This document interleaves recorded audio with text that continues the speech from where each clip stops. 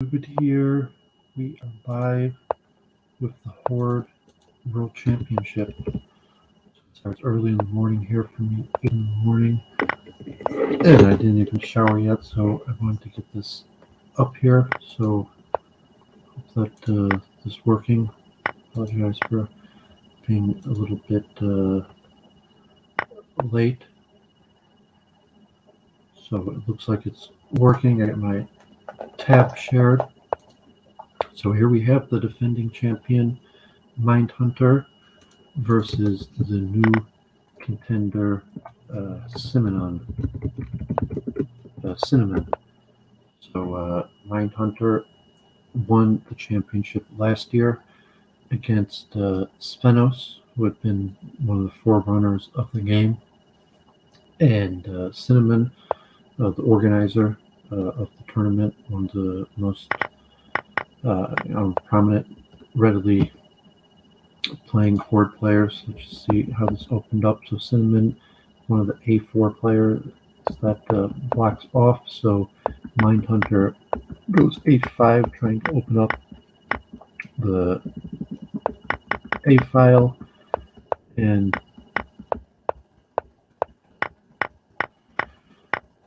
so here we see a double knight sacrifice for 3 pawns.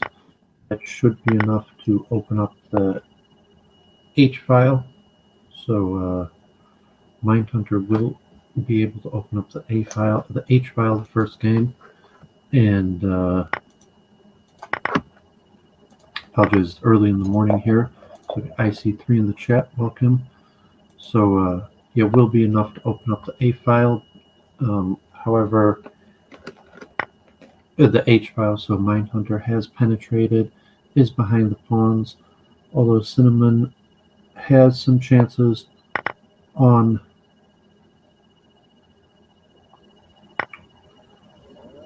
the queen side. So how does he go for it?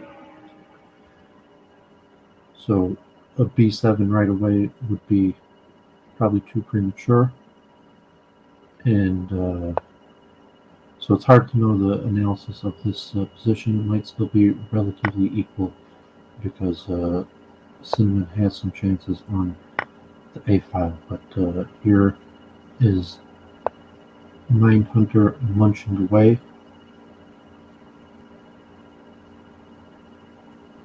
He could possibly play Rook B8. That probably doesn't help.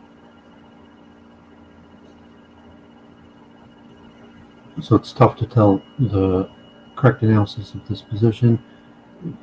It might still be relatively equal, so Mindhunter has to figure out what he's going to do against B7, because just allowing B7 right now appears to be losing. Yeah, so Rook B8. So should he play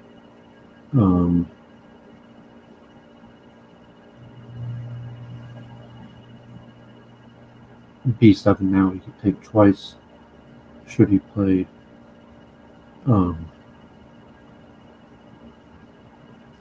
C7, he could probably play Rook back to B8, or maybe even Rook B7. So it's unclear. Sinamon might have this one.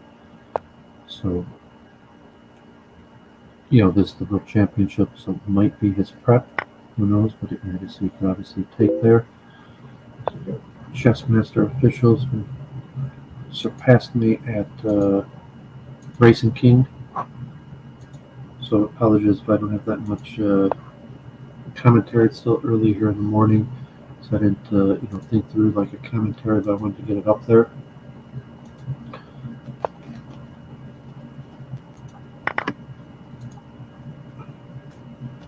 So he does go for C7 and Rook B7, and I guess had he played A6, he would have been able to either take on A file.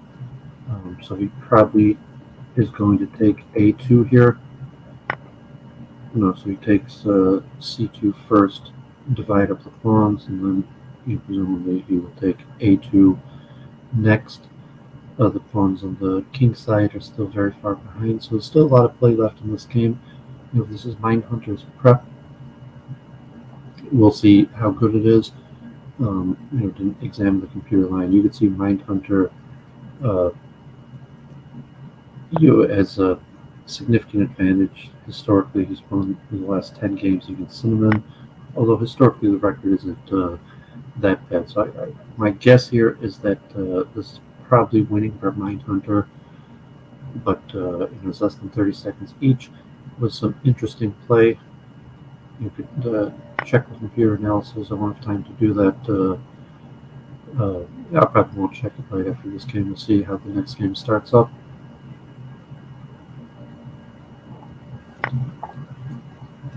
So as I apologize, it's early here in the morning, so I guess he could go straight for winning the bishop.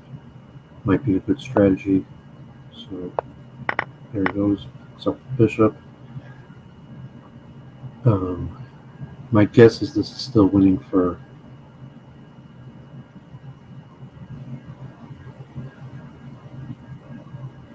black, although it's unclear.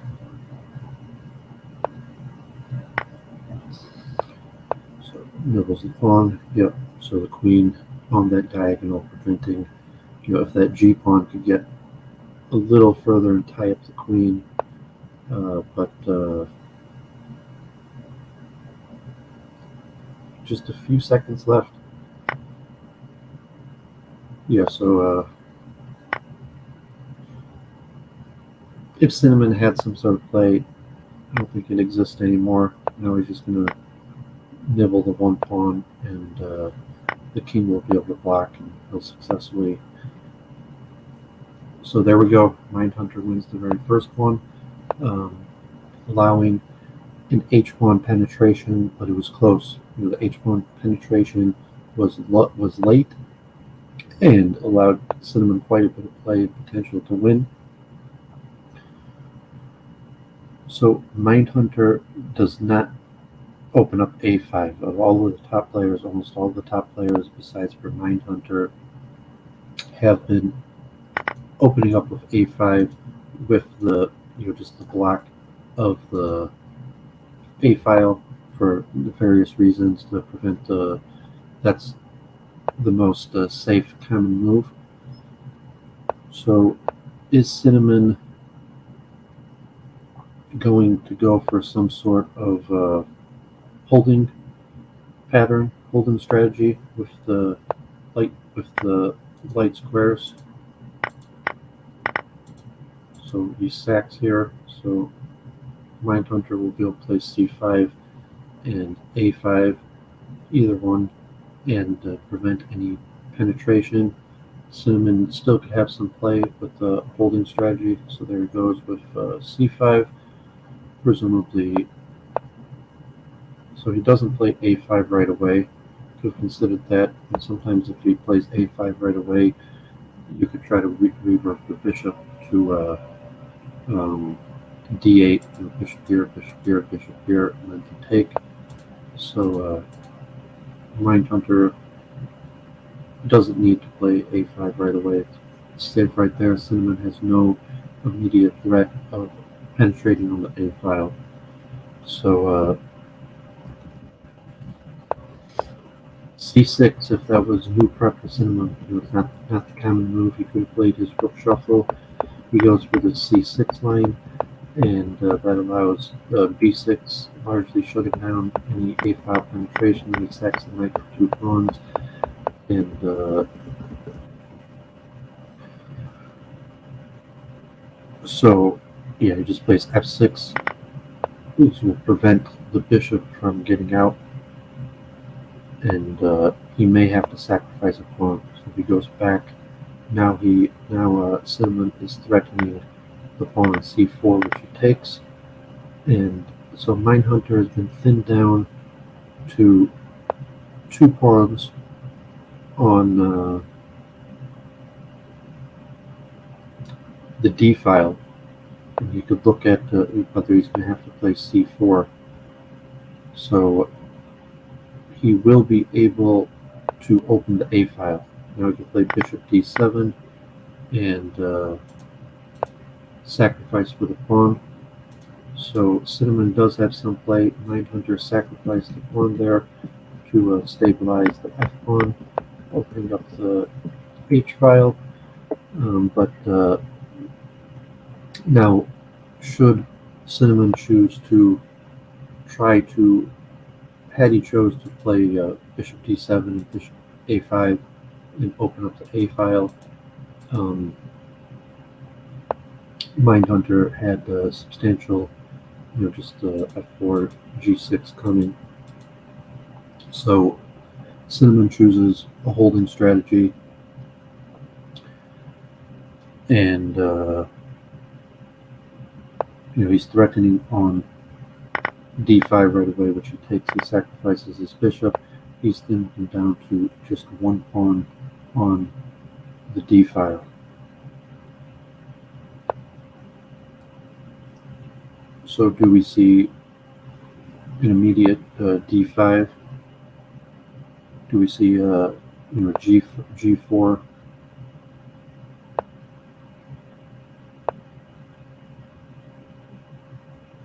Yeah, so Mindhunter needs some play. He needs to go for some sort of play. So Sinamon chooses to block off the d4 possibility, and he also has his queen eyeing f6.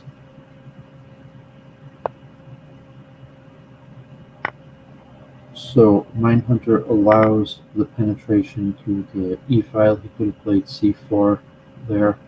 Had he really wanted, he could have played c4, or he could have tried with d4 and breaking through. So Sinamon has done some serious preparation for this match, and so you see g2 here. Run out of time, so he allows the queen to take on h1, and these pawns are coming quick on the king side, so there is still some play left in the game, but it's looking pretty good for Sinamon. He just goes for it.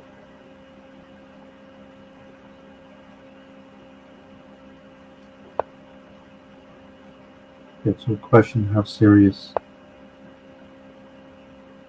of threats does Mindhunter have? So now it's likely he's going to take the pawn on h5, and he'll be thin to pawns on just 3 files. However, there is still some play left in the game. We've obviously taken on f2, followed by a check, and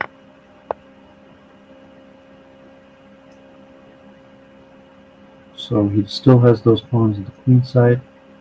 He could, so this looks over, although can the king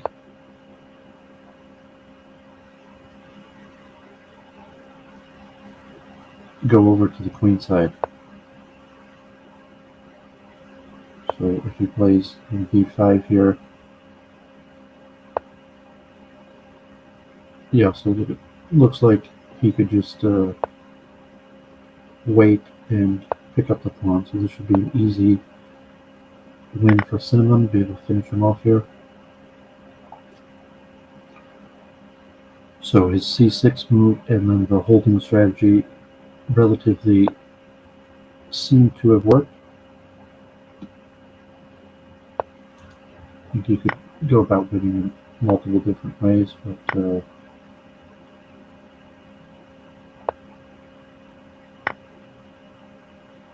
okay, so there we got 1-1. Sinamon won that one. So do we see a repeat of the same strategy of last time with the f6 and double knight sack? So allowing f6 and then retreating the knight back to g8 and double sacrifices. What we saw last time, that Mindhunter has a path towards penetration. Either if he, so knight back and then knight here and double sacrifice on f3 is what we saw last time, and then the bishop sacrifice on h4. So we're going to get a repeat of this strategy, and it's somewhat slow. And so Sinamon had a lot of chances last time. He had some pressure. And look at the computer analysis of that first game. but certainly that Cinnamon had his chances. So Mindhunter has penetrated on the H file, taking well over 20 moves, which means that Cinnamon has substantial play on the king side, on the queen side. G6 coming already. If he didn't try moving the king over, or castle's queen side or something like that, last time that was sufficient. I'm just curious, computer analysis, did Cinnamon have something there last game, or was it a clear win the whole time? So it looks like, according to the computer, that it was clearly winning the whole time for Mindhunter last time. So, hey, good morning, Ekin. So, I hardly anyone watching me, but computer put it up like this. So according to the computer, this is just a clear win for Mindhunter. There's nothing here for Cinnamon. So if Mindhunter is familiar with the position, and it will be happy to keep on repeating into. So this time he was a little bit different. He didn't play rook b8. So I guess in this position, if b7,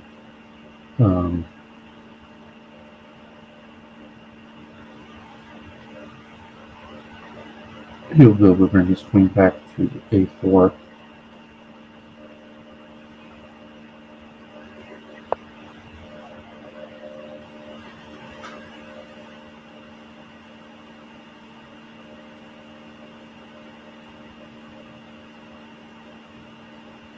So he could try the rook b8 again and rook b7, or maybe just take on c1.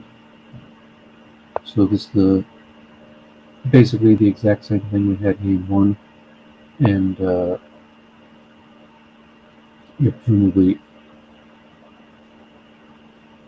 Mindhunter has prepared this. This time Cinnamon has went for a slightly different strategy.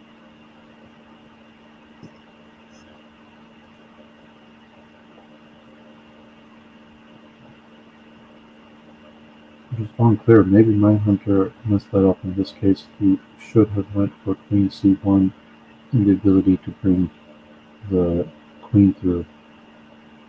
So now here with b5,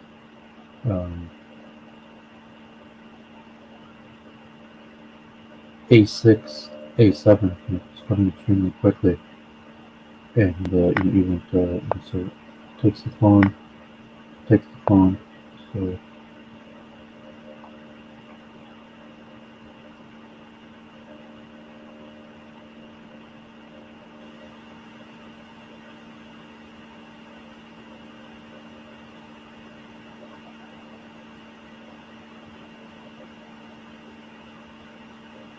So we could take on b2 and then b4, and then queen come back to the h file. It's actually looking pretty good for Cinnamon, so maybe his strategy was just rook takes b4 and king over. And what about just a6? This looks winning. So Cinnamon pulls victory. So Mindhunter, he didn't do preparation. Cinnamon had his preparation, and it looks like Cinnamon will move to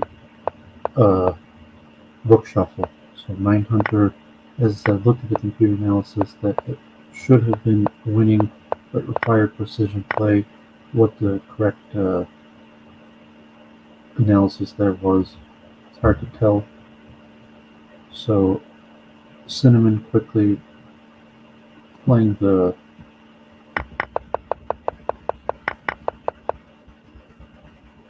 Mindhunter, allowing the knight to b6 for penetration in the a file. Should go for that. I guess that he's already got 20 moves there in preparation for it. So Instead, he takes on d4 there.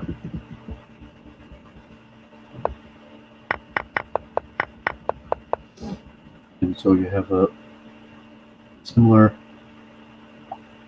classic rook shuffle position. So Sinamon up to a lead, 2-1. He's got his rook shuffle position in the classic G6 line. So there's many tries on the rook shuffle, and G6, F6, B6, C6. Almost any of those moves are possible. So this is the most classical line, pushing on G6 because it doesn't require a pawn sacrifice. All the other lines of the rook shuffle required immediate pawn sacrifice. So presumably, we'll see some sort of sacrifice on B6 or maybe E6 or F6. So Mindhunter chooses to sack the A pawn right away. So we'll see what the strategy is. Presumably, it's going to be an eventual B6, but because here he has Zug's wing, Sinamon, and he could have sacrificed a piece, he was able to work further on the king side. And at this point, with H6 as opposed to taking with the pawn, he goes for piece sacrifice and more clearance here with F6 sacrifice. That F6 not even defended by either one, but he chooses to sack the F pawn, and Sinamon takes the opportunity to open up his bishop for D6. So we could see a B6 and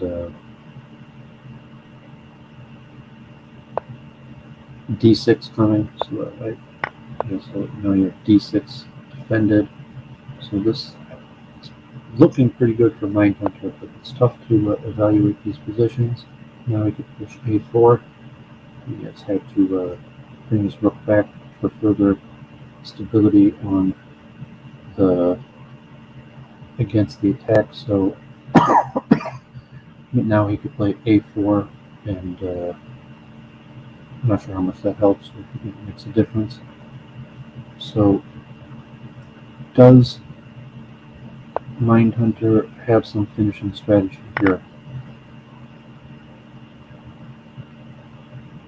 Can he risk trying to get his queen behind the pawns with, so to say, queen to G5 at this point is probably better than queen to A4. So now he has the possibility of the queenside penetration, whether presumably he would maybe he would push the pawn first, or maybe he would try pushing the B pawn, and queen there, pawn there, queen takes pawn, pawn there. So he goes for it, and he has to, he probably didn't have anything just sitting there. So Mindhunter has a full 2 minutes here. What's the strategy? So he solidifies with D5, the problem now being, if he should choose pawn here, queen takes pawn, pawn here, queen takes pawn, pawn there. So in fact, Sinamon goes for the A pawn.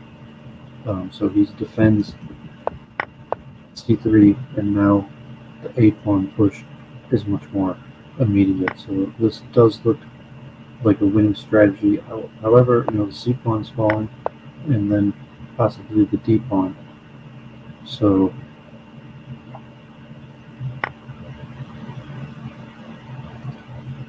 Sinamon gives the rook,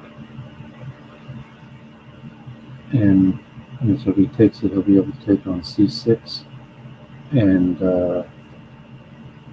so it's tough to see here. So Mindhunter's pawns definitely thinned out, and Sinamon still has his king and 2 bishops there.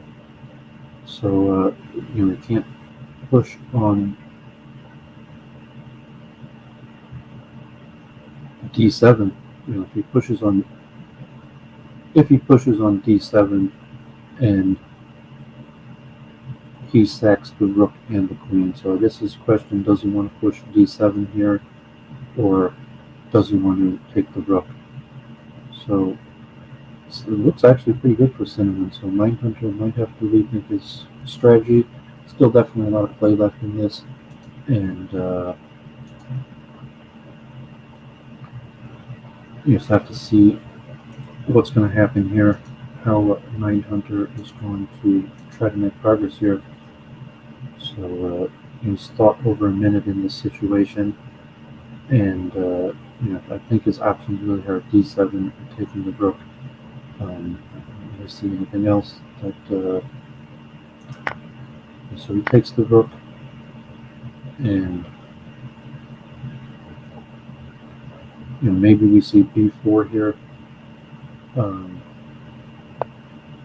So just b4, queen goes back. So you could see something like c4, d4. You might not need to play.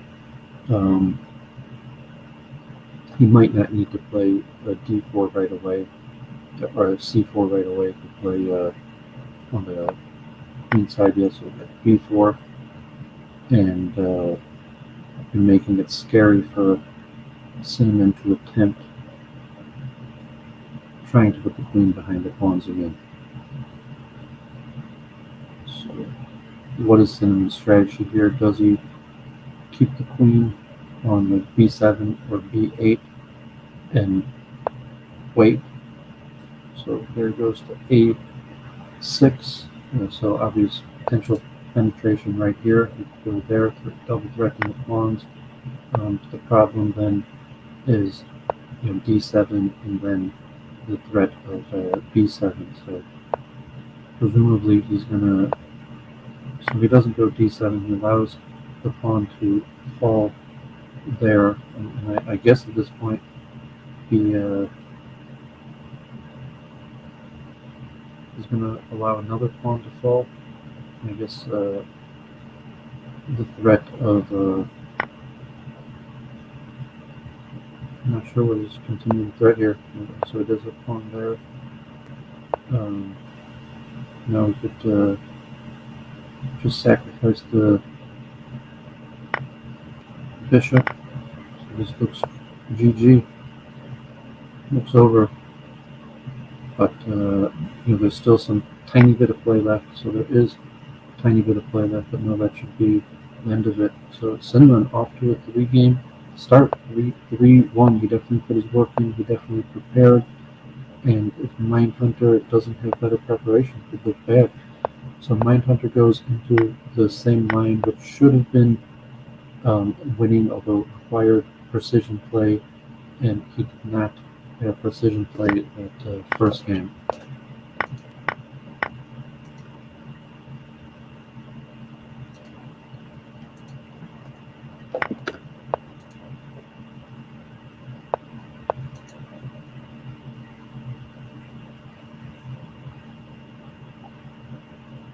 So this does break through on the H file. It does allow white to get relatively quick advancement on the queen side. And just checking the stockfish evaluation, it should be winning for black, although there is quite a bit of play for white in it. And we saw that in game 3 that Mindhunter had messed it up.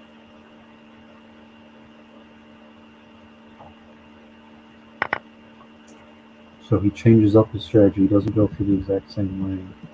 And he retreated the knight, and now he brings the knight back for sacrifice, and he will be able to bring the knight here, here, here, and sacrifice and open the file with his queen and have an extra bishop, should that be his strategy. So he doesn't choose to go for the same line that required precision play that he wasn't able to execute again last game. So what strategy will Cinnamon use here? Does he just start advancing on the queen side? Is there some sort of way that he thinks he could stop the knight d7, f6, g6?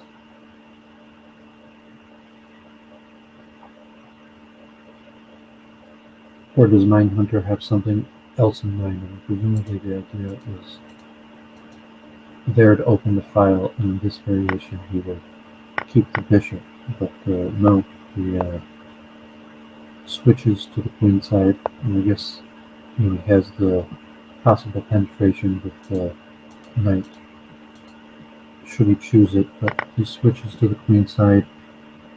And so is Mindhunter tilting here, or so he chooses a completely different strategy? He sacrifices his queen and will penetrate with just the rook. So I don't know the evaluation here. So Mindhunter goes for the penetration here, queen sack, which is somewhat rare. Sometimes these lines are winning, but it's unclear. So it's a little bit of a surprise to see a variation like this, but it could be relatively straightforward and simple. That Cinnamon, that Mindhunter's king will be able to protect these two files, and if the bishop or the rook, that this could be a straightforward win for Mindhunter. So I'm not sure if this may be preparations, maybe a position he's looked at before.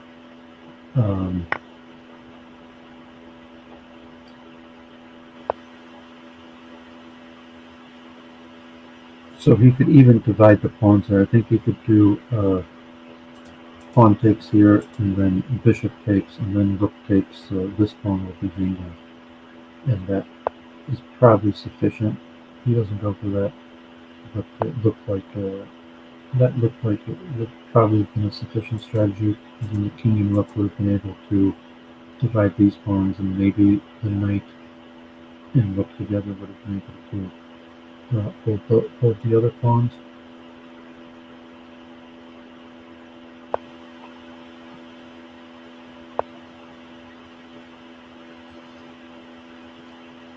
So you have to say that that looked like a better strategy, but we'll see what Mindhunter's plan here is. And his rook can come back from the H file. He can get behind some of those pawns.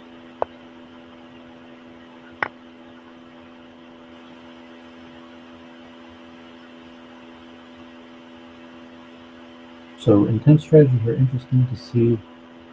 Cinnamon could pull off another win and come to a 4-1 victory. I said that now the rook definitely has to come back and move. I guess he could play rook e8, but then he will be able to do a fork trick on f3. So he can divide the pawns like this, and so it still may be winning here for Mindhunter, but unclear. So divide the pawns, because so he's the rook in this way.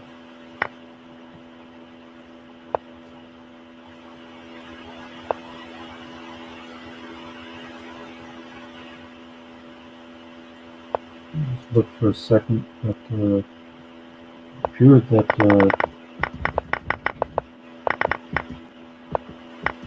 the computer says this is definitely winning for white, and so I guess just e6 here. So had he taken, and bishop takes, and pawn takes, and rook takes, that also thinks that white is still better here. So Mindhunter going down quite 4-1 in the beginning, and going for another rook shuffle. This time exact same line, allowing the E file.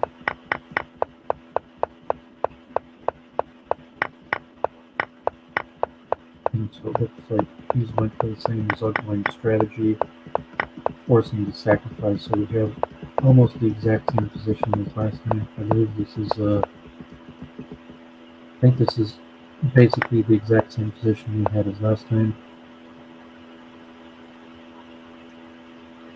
Last time, Mindhunter allowed this penetration on Queen G5 that appeared to be sufficient. I'm not sure if in that same line where exactly he went wrong. He could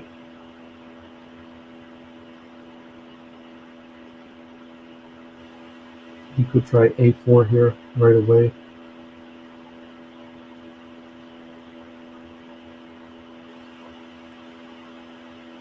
So maybe this is slightly different than last time. I'm not sure if last time there had been this exchange here with the pawn takes.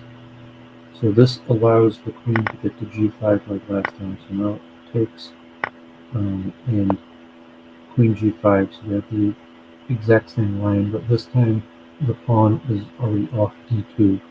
So maybe that tempo makes a difference in that he could play pawn there, and then B4 and then B3 defending. So this might be a slightly better variation.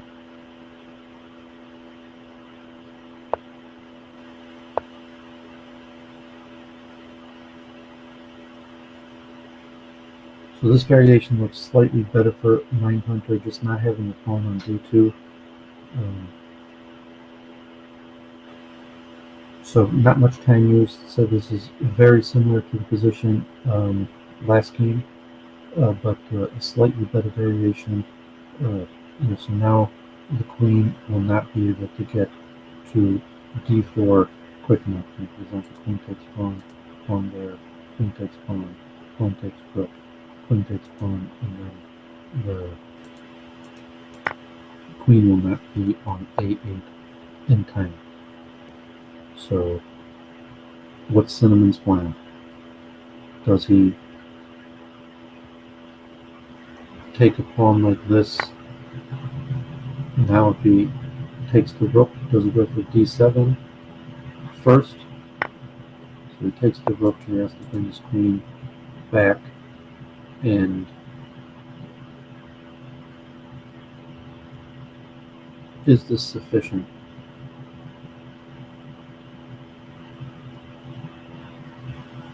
And does he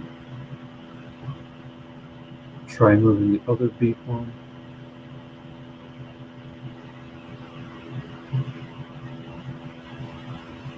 Takes the pawn, the queen's going to be right on this pawn right away.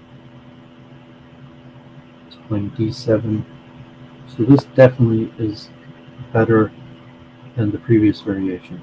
And so, yeah, so here, clear threat of, should he take a 7 like this, or just push the C6, and then this may be decisive. You have to get the bishop out for some sort of double rook and queen defense. So this is looking like Mindhunter would probably win this one, but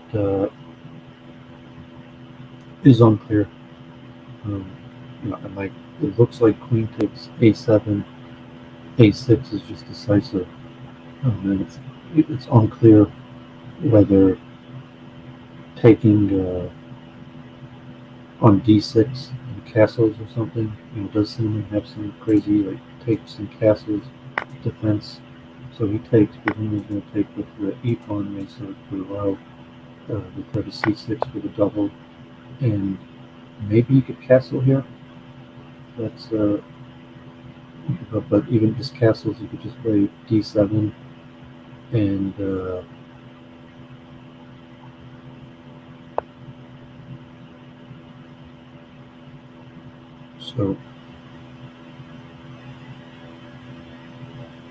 so now the idea is if he pushes the pawn here, that the queen will be able to take there, which still may not be sufficient. So I'm guessing Mindhunter is going to be able to win this one. And so he had messed up previously, and even just here, the rook can't take on h5. The rook probably can't take on h5.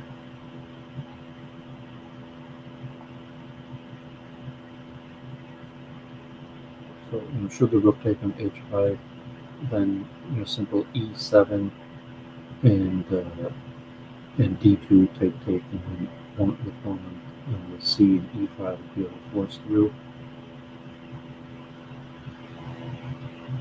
And the queen, okay, so he goes there first. I think he could have played e7 there for the victory, but this, yes, that should be sufficient.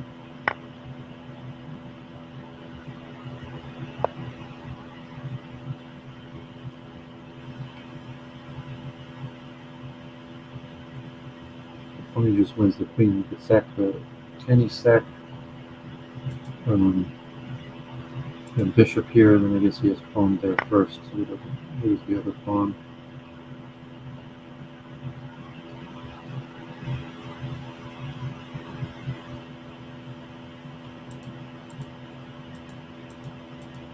So interesting play. Still some play left in the game.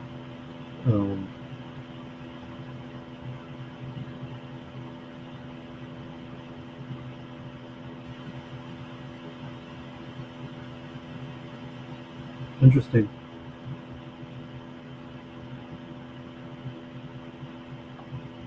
So the king can defend 2 files, but the rook can't. So if he takes both pieces and then, so problem if he pushes pawn here, the king is going to get to c6. So he probably has to take the bishop, and how close is the rook behind those pawns? So can Sinamon afford to play rook d2 and get behind the pawns right away?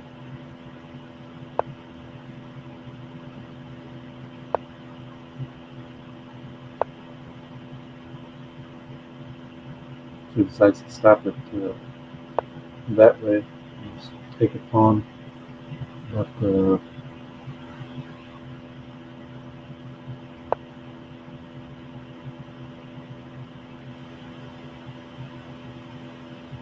can you just play a2? Does that even help? Can you play b4 here? So I'm not sure the correct evaluation here. So he resigns. I'll resigning again. That looked so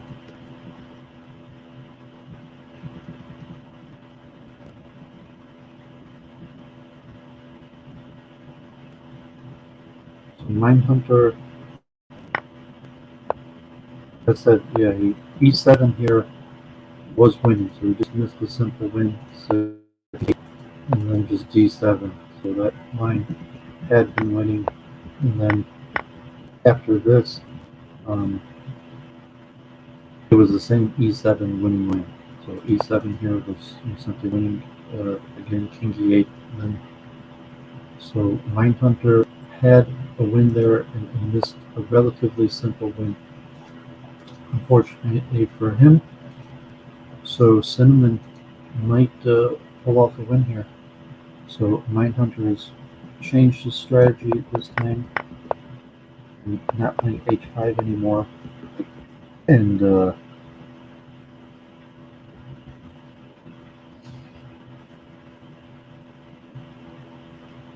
off to a huge lead, 5-1. So can he clamp down on c6 again? Is it going to be the same problem with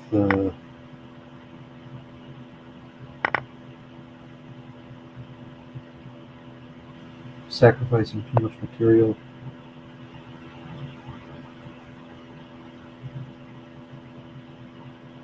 Can he just play g6 and then the knight back and try to get the queen behind the rook, taking less time this time, and now Mindhunter has two pieces.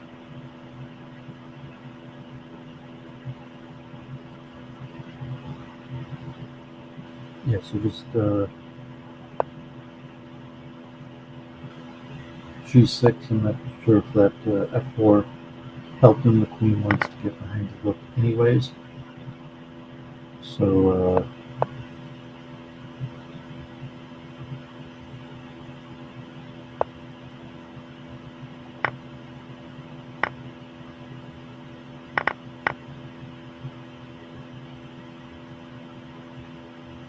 allowing h4 to have penetration anyways.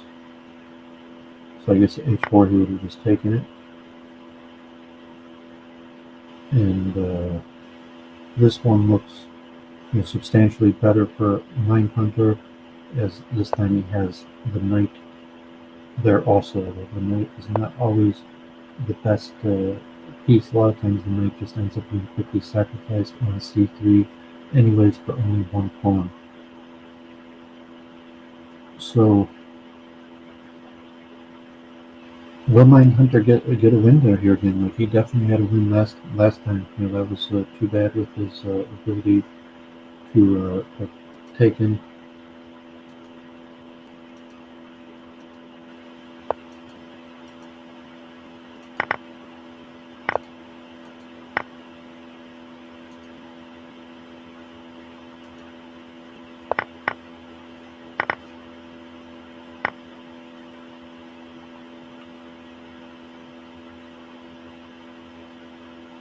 Yeah, so in this case,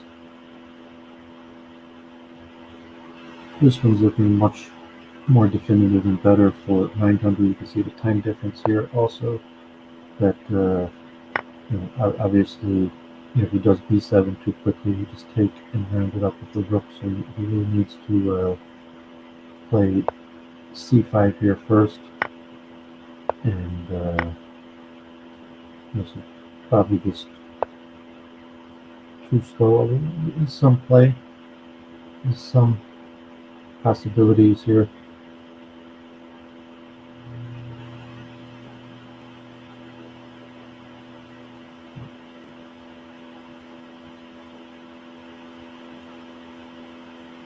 And you could even conceivably go for rook takes pawn here, and then queen takes. So he feels he's fine, just takes the pawn, takes rook there, and the rook sacrifice, and it should be GG. Although, yeah, if he pushed had he tried pawn there, then he would just be able to queen over to the file. So it should be easy. GG. Just teamed up. So Mindhunter gets back on the board there. Does he go for the same line as last time? He really just blown a simple win last time. Although he may not have been winning before that, like that d2, allowing Sinamon to sacrifice his knight. So there are other variations. He could have played the pawn there first, forcing the knight back. So this variation will either allow the knight to sacrifice again here on d4. If he doesn't go for it right away,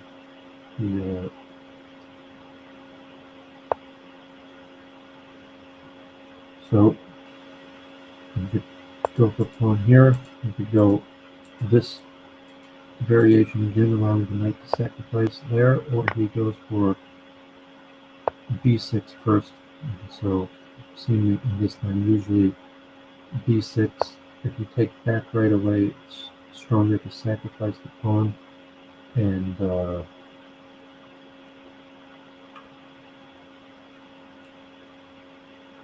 so he could take here and then play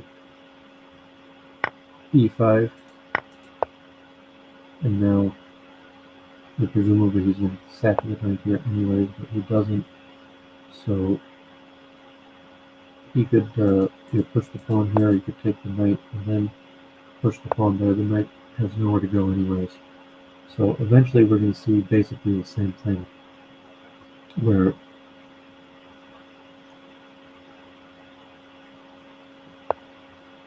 so just get the knight out of the way,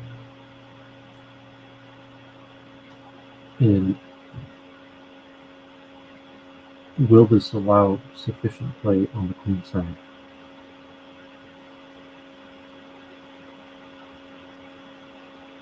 So presumably he's going to play knight takes pawn, and then he's basically out of play. Because you could consider trying to play g6 or something after that, and then Mindhunter will be able to advance these pawns on the queen side. So he goes for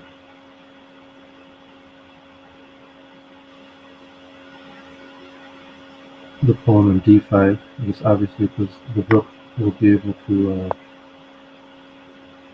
get the pawn anyways, and unfortunately the queen is very powerful right there, and just holding up this pawn.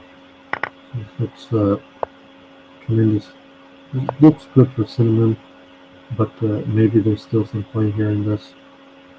So he can't actually do anything to advance the the queen side, but he can continue advancing on the king side.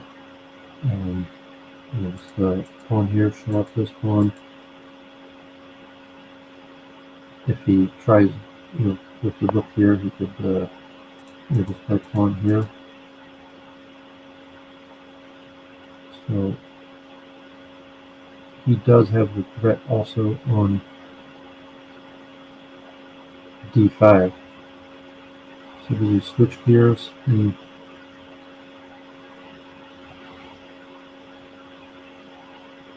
does he go for f7? Does that benefit him?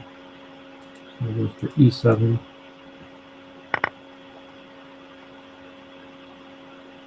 Go for king takes.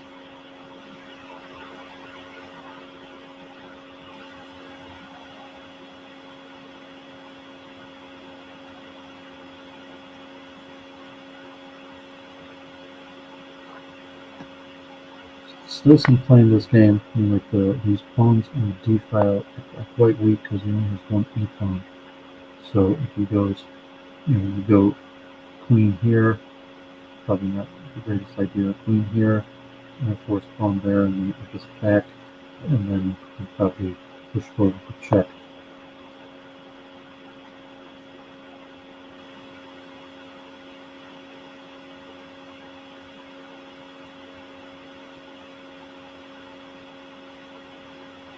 So is that decisive to sack the bishop and rook?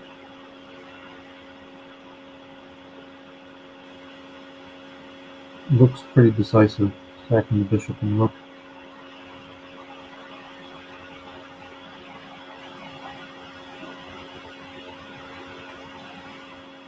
Is there anything you can even do to slow down the threat?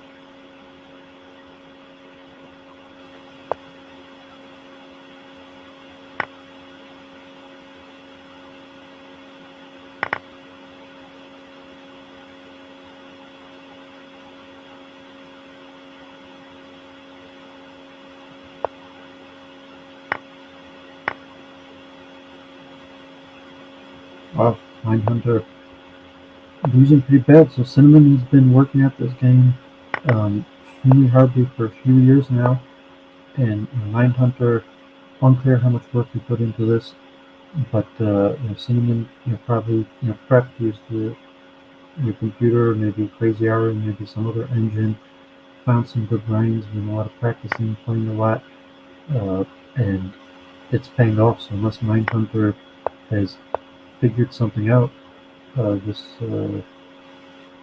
could be a bad sign. If he doesn't have anything against his rook shuffle, previous years he'd use f6. Does he have some other variation? And presumably Sinamon has something prepared for all lines of the rook shuffle. It's unlikely he's going to come up with something that new. It's only first to 10.5 points, so it looks like Sinamon may win this. So Mindhunter could certainly just use a holding strategy here on the white squares. So he could do some sort of shuffle, just waiting to pick up whatever, and so just king here. If he pushes pawn there, then he could probably pick up this pawn and just have a holding strategy here on the white squares that I believe should be technically winning for black. Like computer analysis thinks that black is winning in most lines. So he allows the sacrifice on h4, and assume he can't take it. So does he retreat the bishop right away? Does he, could he go for something like knight h6? You could wait on that also, but he could go knight h6 right away. Looks actually pretty strong. Okay, knight e7 also.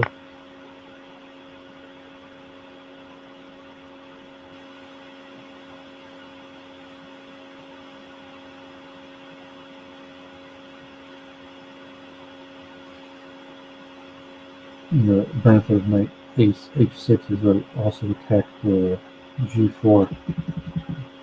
If he played knight h6, that he would have also been attacking g4. So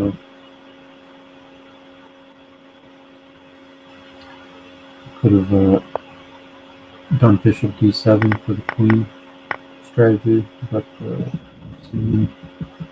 solidifies with the d pawn, sacrifices the knight, and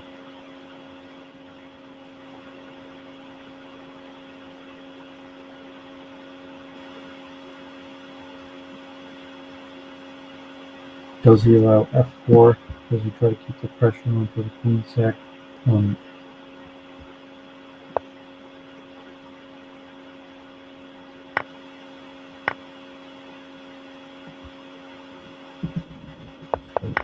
Takes the rook, and he will be able to penetrate on the king side, and here with the knight, like last time, it should be relatively easily winning here from Mindhunter.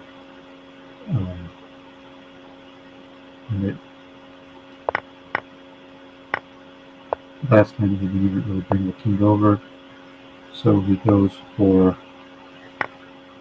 allowing Mindhunter to bring his rook up on the a file, which is probably bad. This should be an easy victory. Just rook h3, and he doesn't have to take here, so just keep snapping the pawns.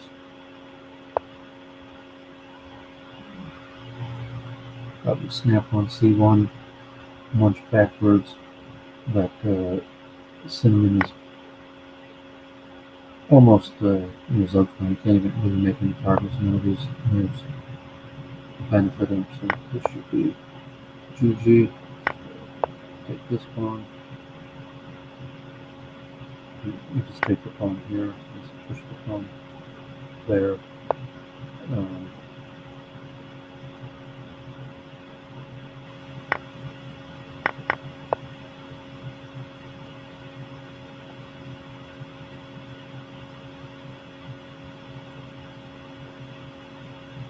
And you could even consider just queen takes pawn, because pawn takes bishop isn't a threat, and pushing the pawn's not a threat.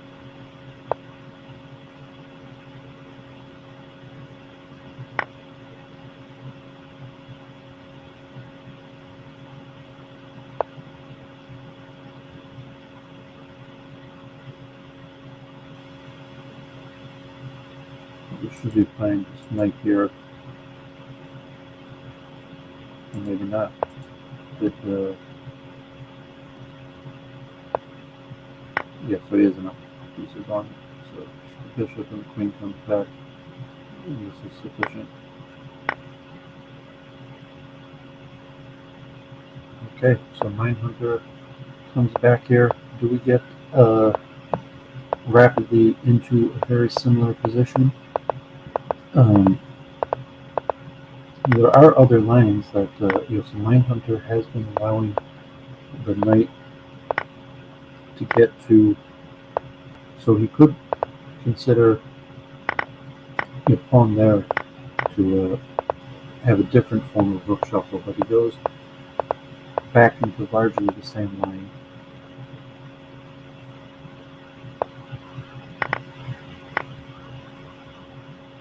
And, previously also he had opened up a file, so there are other variations. So this time he has chosen not to open up a file, and even these extra pawn moves here, that if he does choose to open up a file, he could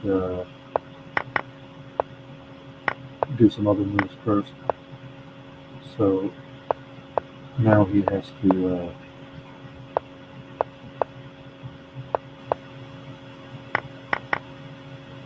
so to some extent this is really all that he could do.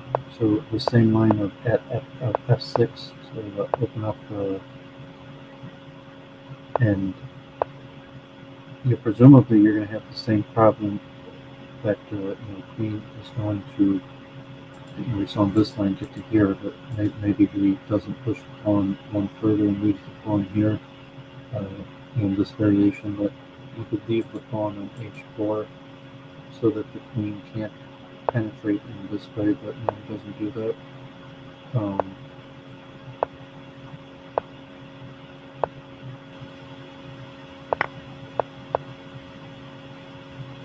we have somewhat of a repetition here. Takes, so now he has queen g5, like in the previous lines.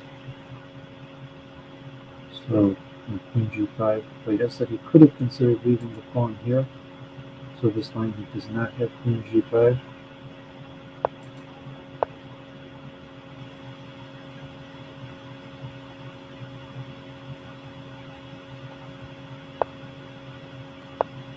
And maybe Mindhunter previously beat Sinamon in this line, and therefore he's going into it. Like it seems like he could have just left the pawn here to prevent that queen penetration. It's unclear how much benefit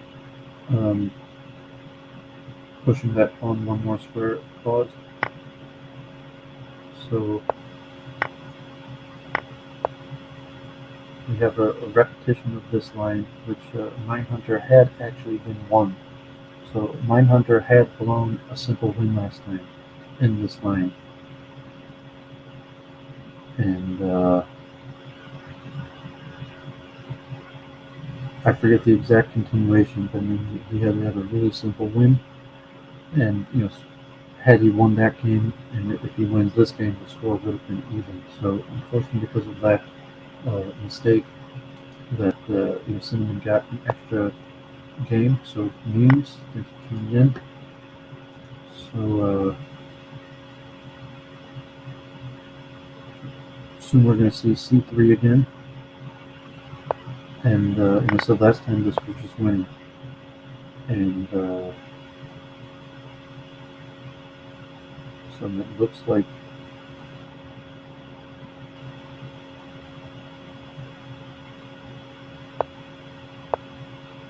so he could play c4 here, but then maybe he just takes the bishop.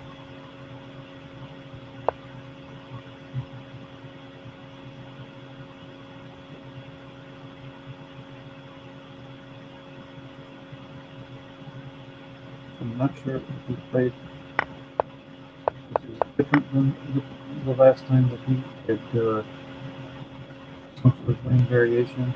So this is looking winning for Sinamon, and both of them have a lot of time on their clock.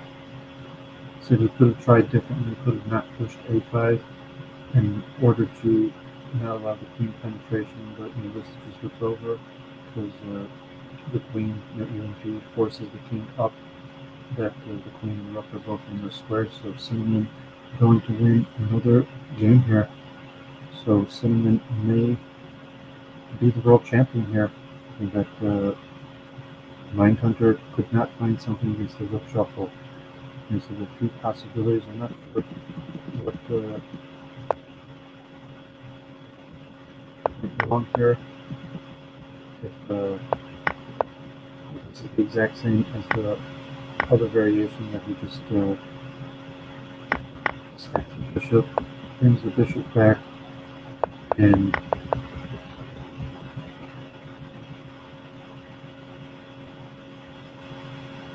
so the game's not over yet. It'll say that he still has these advanced pawns. He could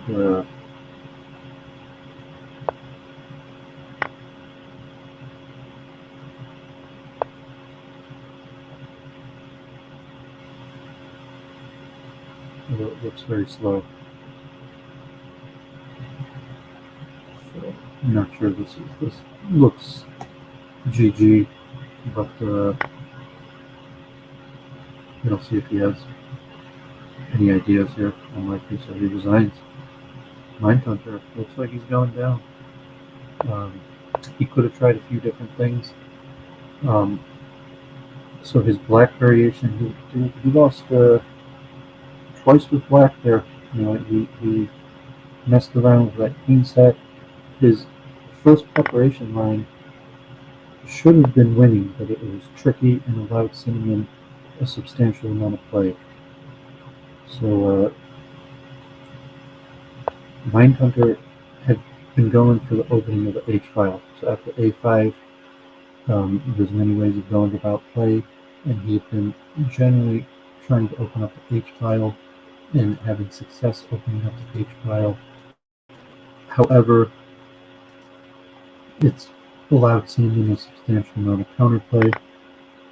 In game 5, he may be tilted and just messed up his prep instead of going into the same line. And but Mindhunter has been successfully winning these last few variations. So he could either go for taking on d4 or f5, and so he prefers to thin out the d file. And Sinamon play e4 here, so maybe the queen's going to go back to d8, possibly d7, and see what the idea here. Bishop e7 and g6 maybe, or just a holding strategy. Does Mindhunter have some sort of penetration here, or does he think he thinned out the center enough for a holding strategy?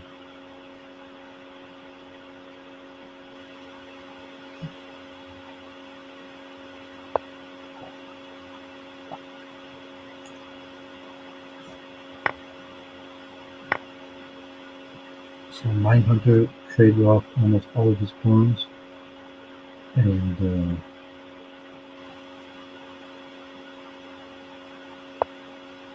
he has to defend b4 and taking b6. The bishop was taking b4 first. So he could push c6. And c5 wasn't defendable, and the bishop the pawn were taken twice anyways.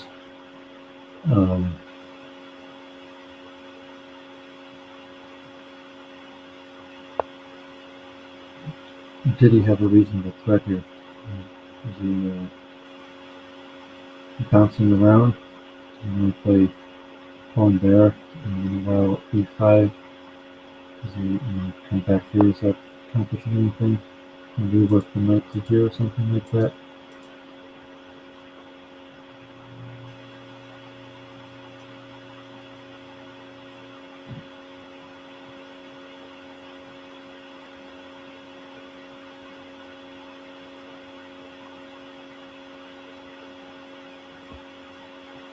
So guess this is not preparation. They're just playing here, and if Mindhunter had some sort of superior strategy, it probably didn't work out how he was playing it. So you could try knight back to c7. It's unclear how that helps him.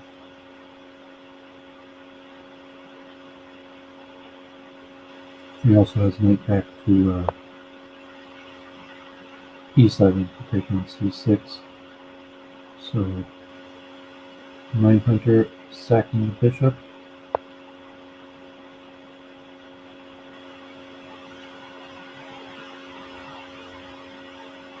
Tough to see what's going on here. Mindhunter has some sort of superior strategy here or not.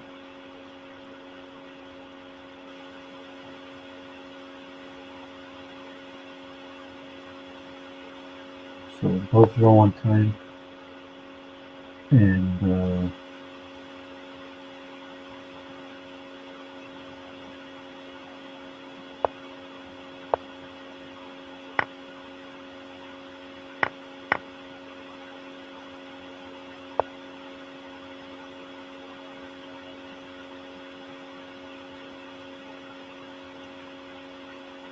so the knight back to a8 or knight to a6, we just leave it there.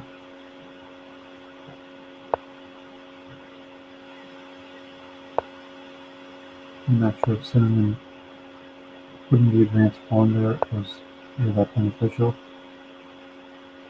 I could shore up I'm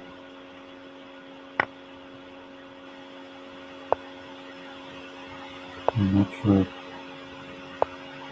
Mindhunter maybe tilted there, tiny bit of time left, but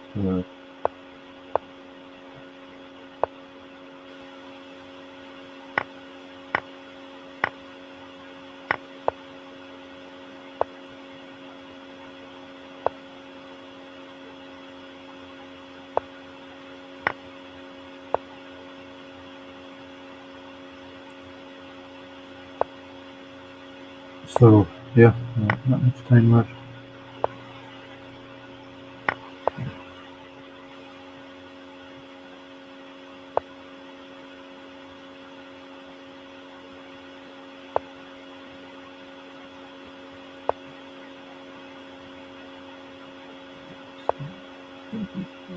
I like Mindhunter's position here actually, but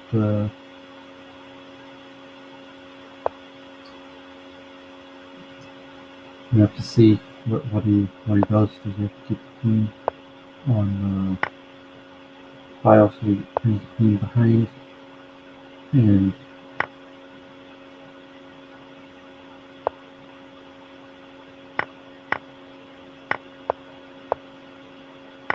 no, that was not it. So Sinamon pounding away, but Mindhunter loses again. Not looking good for Mindhunter. I said like he could have left the pawn on h4 last game. So if they go to the exact same line, that leaving the pawn on h4 to prevent the queen to g5 could have been a different strategy.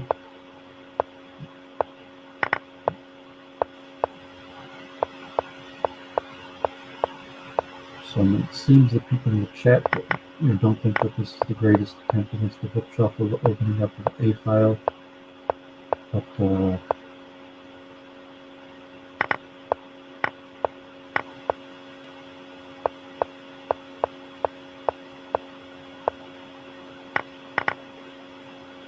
yeah, so it seems they could leave the pawn on h4 before he goes forward. So this time he left it on h3, but so if he leaves the pawn on h4 to prevent the queen breakthrough, there would be something slightly different. So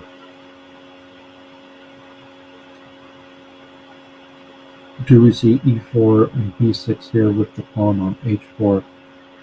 And so they went through the first 50 moves without much. So Mindhunter, I guess Duvid already gave that suggestion a few matches ago, so it could be that he thought through and realized that this queen penetration on g5 was crushing him. So, why push the pawn to h5? How much benefit does that give? Obviously the queen could penetrate here also. But, play queen here, and might be very similar. Queen here, pawn there, with a pawn up the b file. So yeah, he goes for it. So get pawn there. So this variation definitely looks. Actually, I'm not even sure how much better that is. It's going to be relatively the same thing. Although that the pawns have not been thinned out in the center.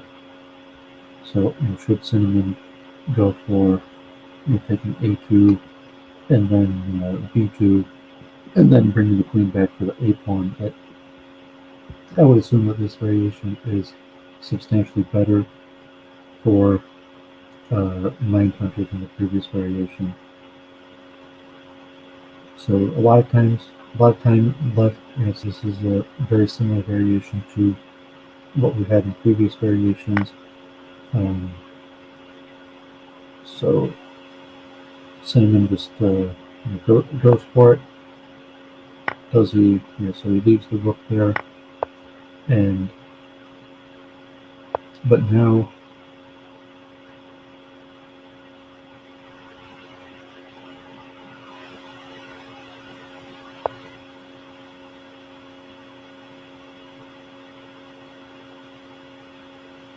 So you could so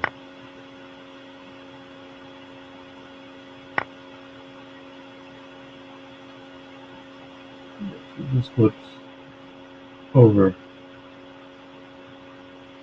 So this pawn leaving the pawn on h4 definitely made a huge difference. The queen was able to penetrate on the queen side, but this looks just like GG. I don't see anything that could stop pawn there, and he may be able to sack the queen for the pawn, but the rook is still trapped, and the bishop is still going to have this protected advanced anchor on e7. So definitely was better to prevent the queen from penetrating through g5, and there's nothing left here. There's nothing Sinamon could do here. The pawn here is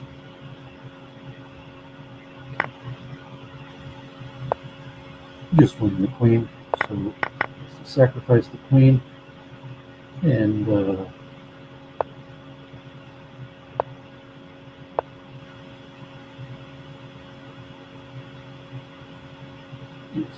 probably even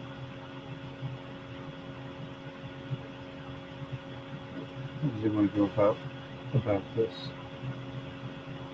So there is still play left in this.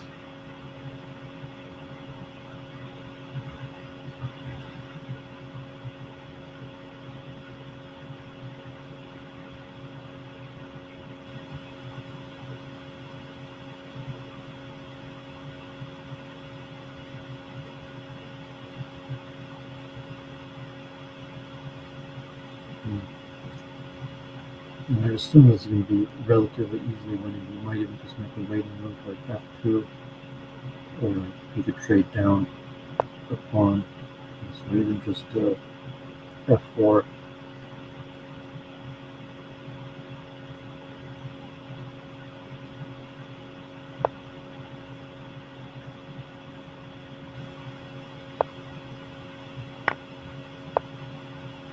Yep,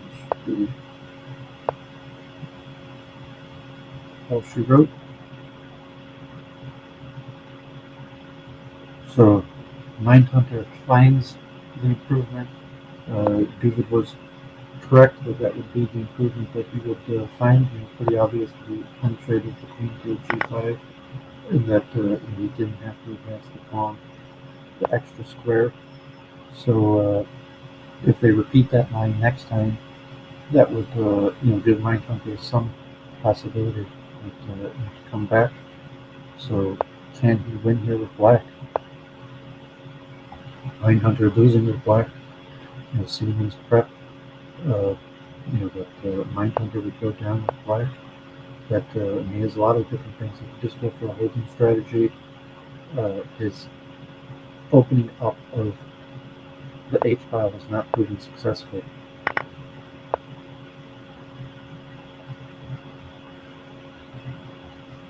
So on D5, he had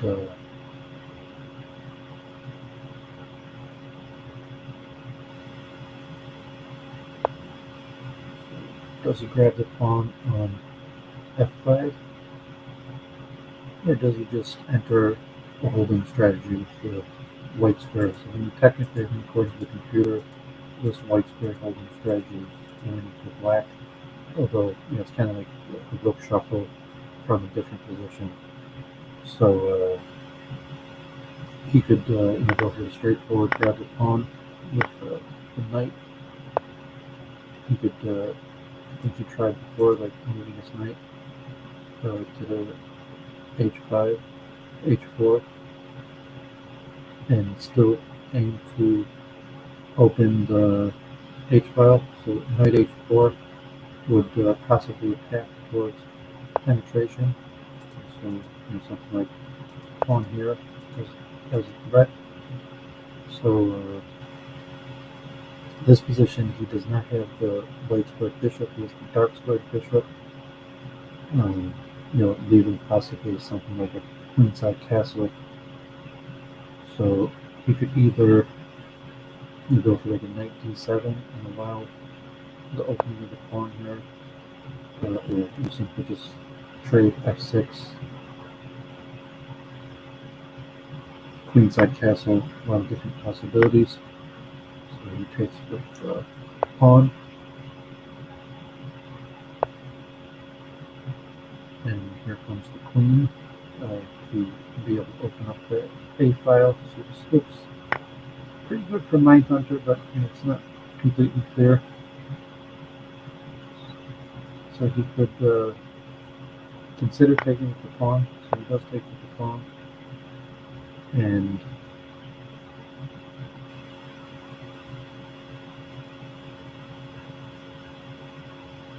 so what's his idea?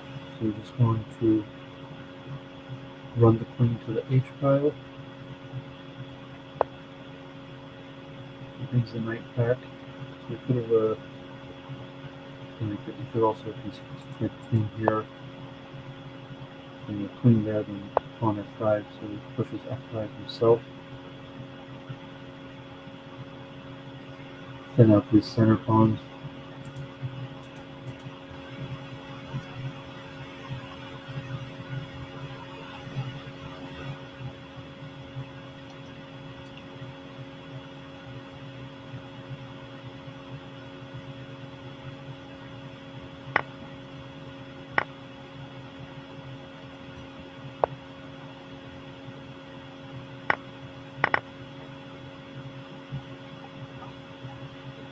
Yeah, so we could consider taking on d5. Is that enough?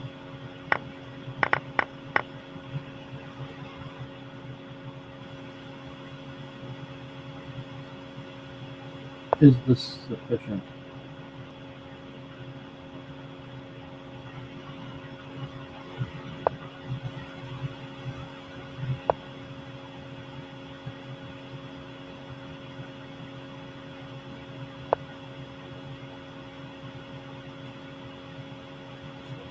Yes, we'll probably play a3, defend the pawn, unless he's going to go forward. So it takes some queenside castles. That looks pretty good. And then should we play there? W, take, and you can see sacks the rook right away. That you play pawn here, or just the queen, get behind these pawns. So move the king up.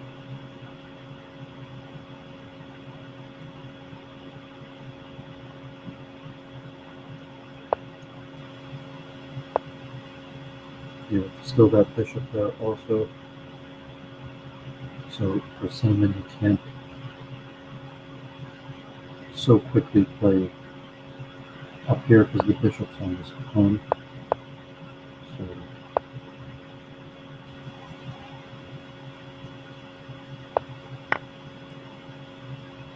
allowing the pawns in that way. So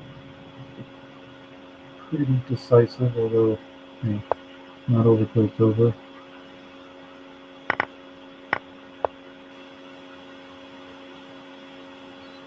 Mindhunter does not have much time left.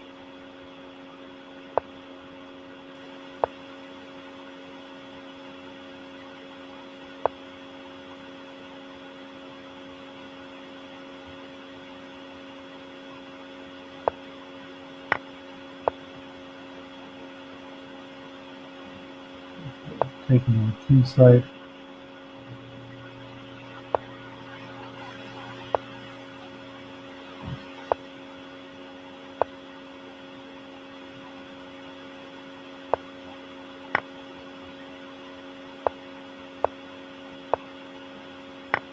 Takes on d5, but bishop takes pawn. Yeah, so that is definitely not the way to play it. Bishop there, take, and then the bishop will be able to get back. Just queen here, takes pawn, and the king has it. So Mindhunter successfully wins this one. There was some interesting play here. It is over, so Mindhunter could just wait and take the pawn a1, but it doesn't matter. This is GG.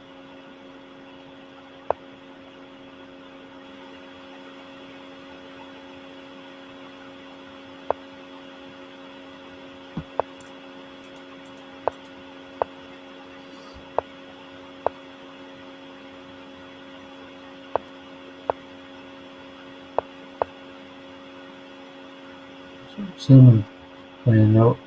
He's been scared a little bit. Mindhunter possibly found a crack in his rook shuffle. So he's scared to repeat that same variation. And if not, what's Sinamon? So okay, so it goes back to the c6 line. So he's scared to go back into the rook shuffle line, and maybe he didn't have anything against a4. He sees that the queenside penetration isn't as good, so he has the c6 line. And these c6 lines are sometimes pretty good against a5. Without playing a5, what is the advantage to c6? Mindhunter just plays the normal moves. Even if he plays like e4, h4, or if he just takes. So it's unclear what besides for just being a different line from historical. So even right here, just the threat of b6. So Mindhunter came back, first time winning 2 games in a row. Sinamon got 5 games in a row from the beginning. So Mindhunter, very resourceful, very smart player. So let's see if he could come up with something. Just allowing g6. So I'd say this looks okay for white.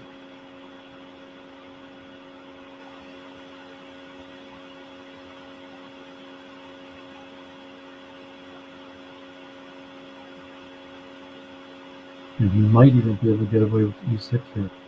e6, and then if he pushes d5,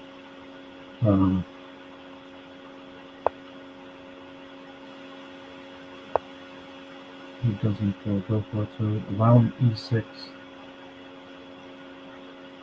So this is like a known dark square holding strategy. Would allow e6 and then just wait on the dark squares here.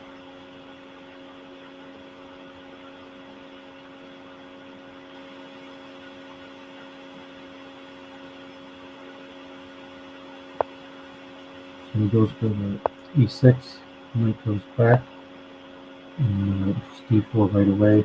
So presumably we'll see something like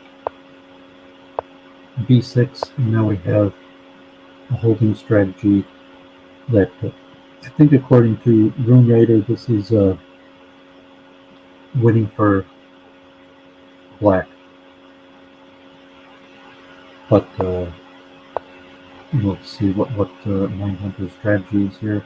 Problem is, all of these are defended, so presumably, he will lose a pawn on one or two of these squares. He'll eventually have to push to these squares, and he'll lose a pawn, and he'll probably lose a pawn multiple times.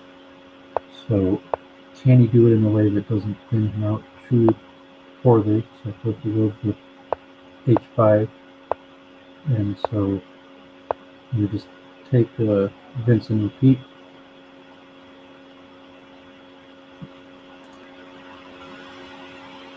Okay, thanks to Conway Lessons. Thanks for tuning in. Not too many live viewers. I don't think I'm gonna have to stream this, so we'll see if people tune in later for this, because the World Championship last year was a pretty popular video. So, Mindhunter, what's his strategy here?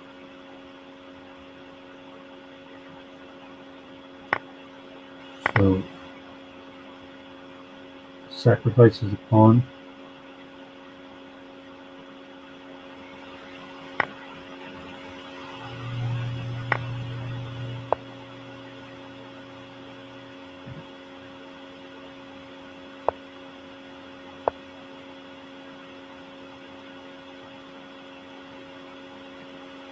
So, it looks like in this variation that he will be able to, he's not going to be able to have continued threats on d5. So maybe he's not going to take it. Maybe he goes straight for e5, e4, or d5.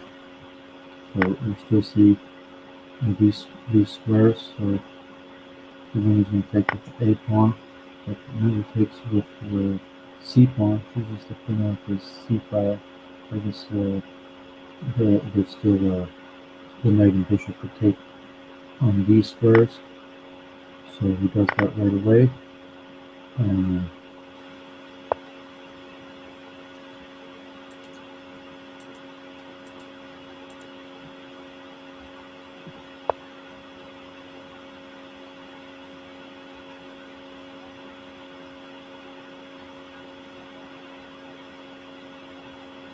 So there's the immediate threat on, you could consider it in something like knight takes here, and then takes on this square. He doesn't go for it. He has the threat of the double knight sacrifice. He goes for it. He doesn't want to take the second knight. So immediate ability to advance his kingside pawns. Mindhunter, not much time left, and he needs a victory. Extremely important game for Mindhunter to stay in the game. When you have a black that could possibly, put him almost close to even, just one game behind. So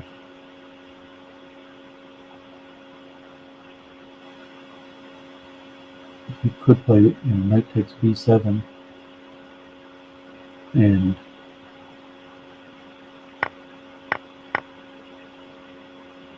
it looks pretty good. I can't imagine that. How do you get into that? Can't imagine that was the.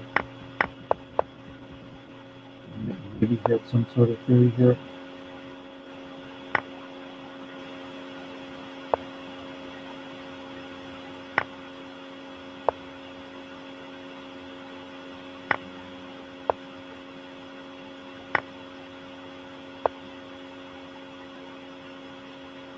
And just play rook takes f5.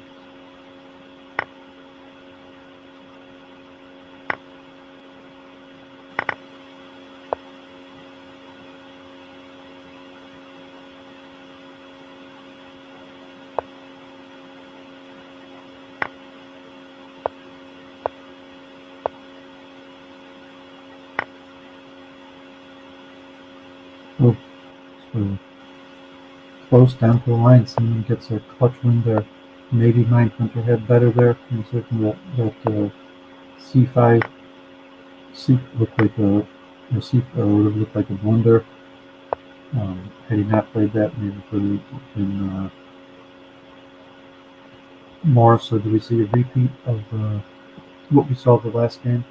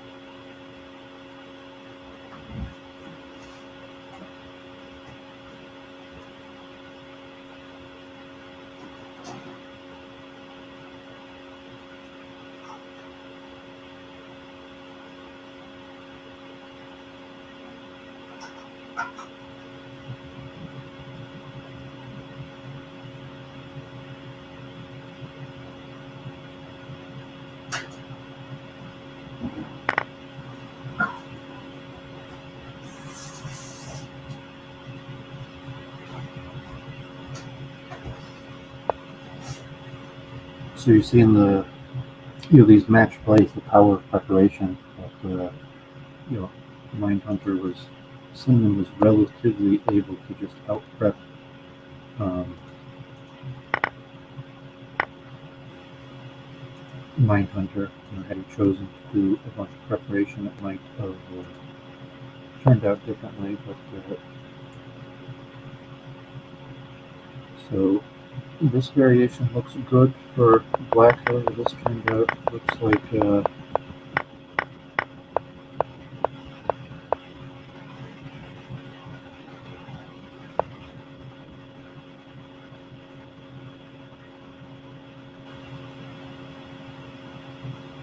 looks like, if he takes c5, this looks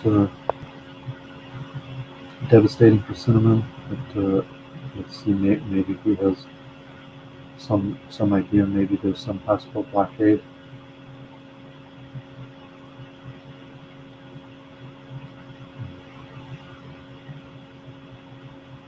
So it could be that if he takes with the pawn, he's going to push. My guess is that Mindhunter probably is winning here already, but he has to make sure to do it properly.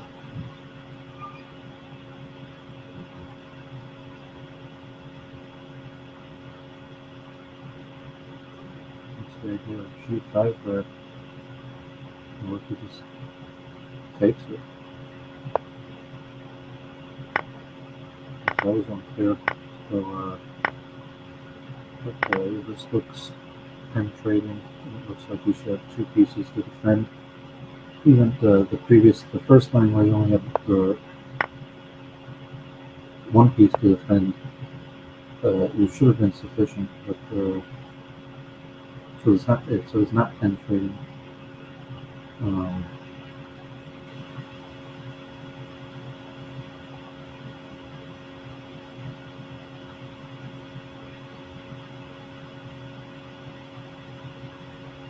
So what does he do?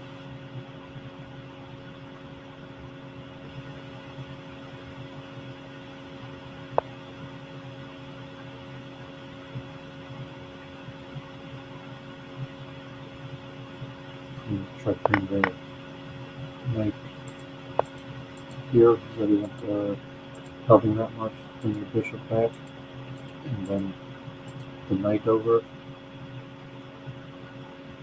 This is a queenside castle.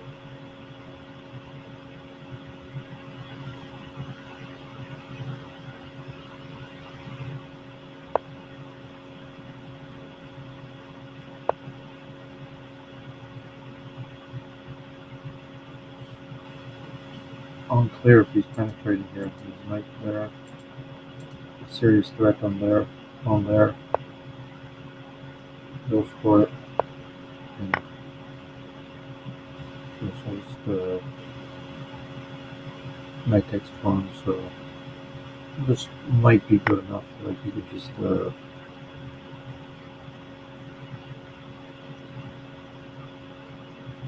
does you.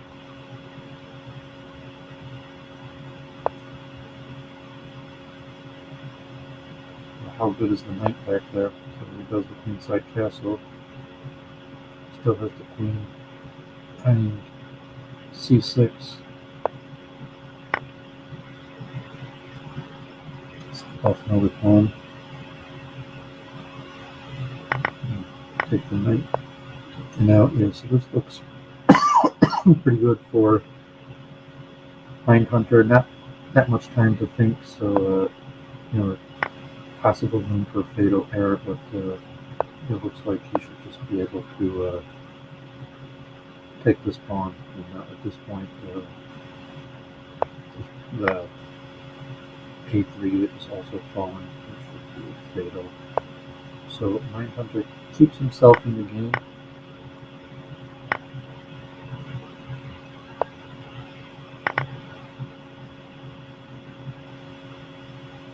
Rook takes doesn't matter. GG.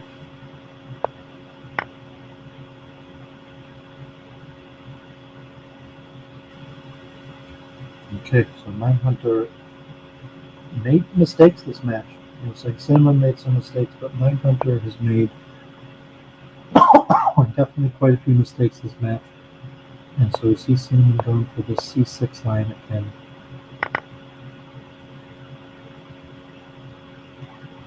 So I can't, pardon me, losing my voice here, trying to give a little talk activity. I still in the shower. It's almost 10 a.m. Got up early to stream this match. Hardly any live viewers, but I think probably people will want to see this. There's really no major Horde streamers. In fact, I think I'm the only. I might be the strongest Horde streamer. Sinamon has streamed in the past, but not really commentary. Kind of like Crazy 8, just like putting his face while he plays or trying to schmooze with people. So there's not really any top commentary on Horde. So at this point, Julia might be the top Horde commentator. So, I mean, we had the other game where, Mindhunter, he could go for c5, a5 to block off any possible opening of the a file, or he could try to get more play on the king side and allow the possibility of a file penetration.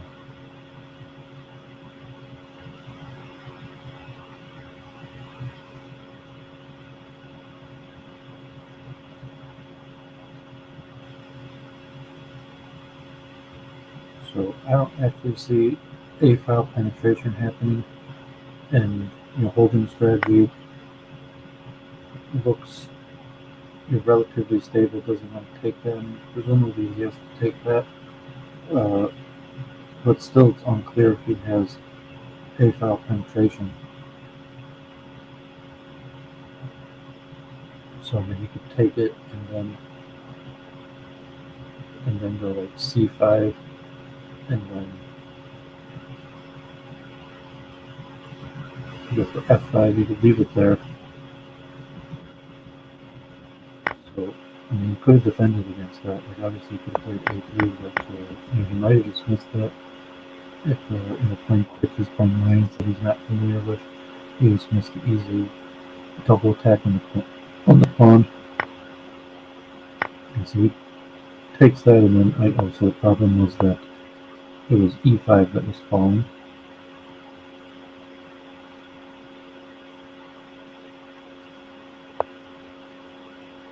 But how serious of a threat is this? Can he just pick up the pawn here? Can he just play a5 or c5? So is this what Sinamon was looking for? Was there something better? So he allows him to sacrifice the bishop.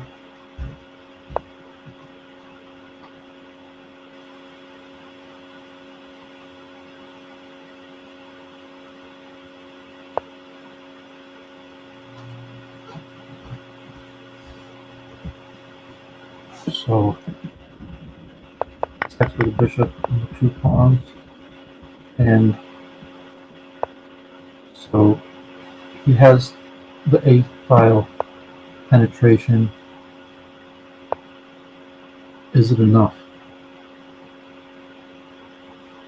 If there is a quick f6, e6.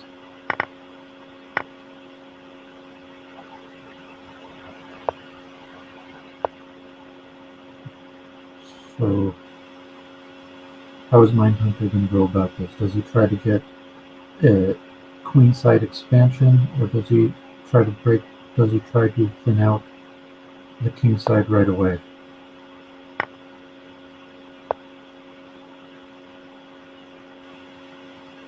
For Sinamon, does he go straight away and take the pawns on the queen side?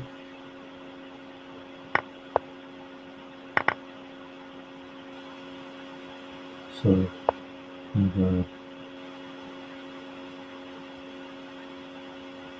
threat of taking on f6. Is that what we're going to do right away? Takes on f6. So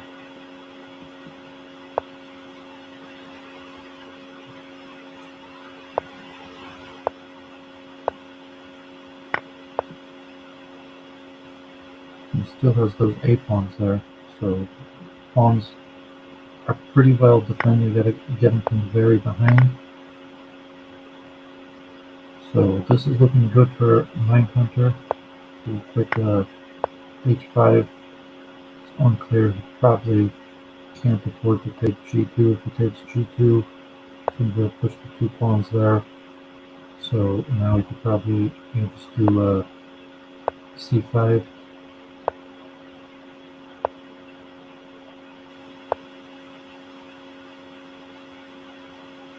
It's really hard for someone to get behind the pawns because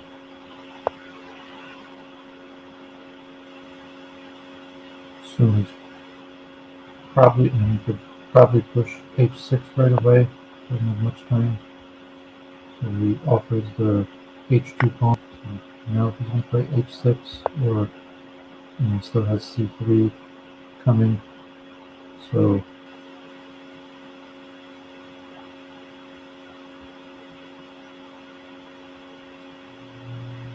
he probably can't take c3 because the queen could still get back to b8 in this position. Like so, even just something like h7, and then rook. So just c3 looks devastating here. Queen can't even really come back, and even has a pawn there protecting them. So you just pawn push there, and should be GG. So you could play queen takes pawn, but it's going to be GG if you take on c2. So if queen takes pawn, sacrificing the rook, and then there's c2. So Mindhunter coming back here. He's won 4 out of the last 5.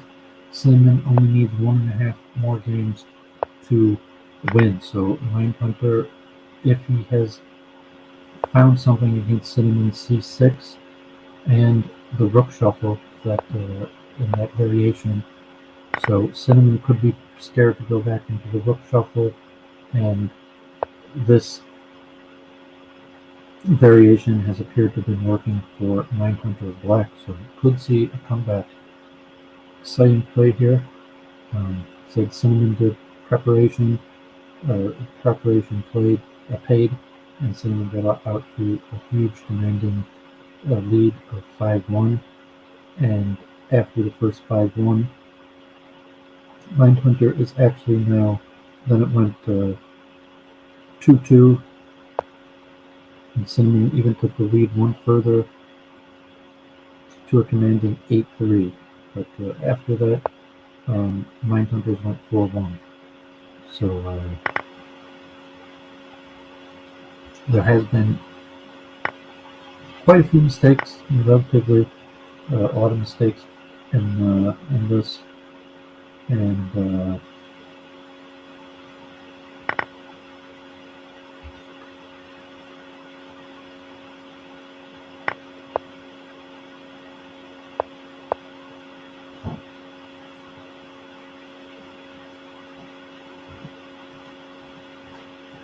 let's see what Mindhunter has on here.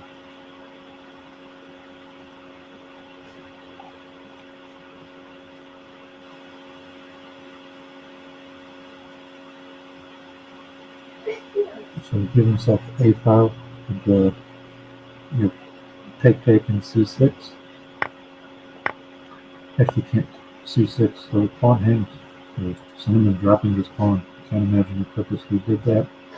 Mindhunter doesn't pick up the pawn on b4. That would be devastating. Clutch game like this, so I'd have to imagine Mindhunter's just gonna pick up his pawn on b4. He does not see that the pawn's hanging. Is it possible Cinnamon has some sort of other idea?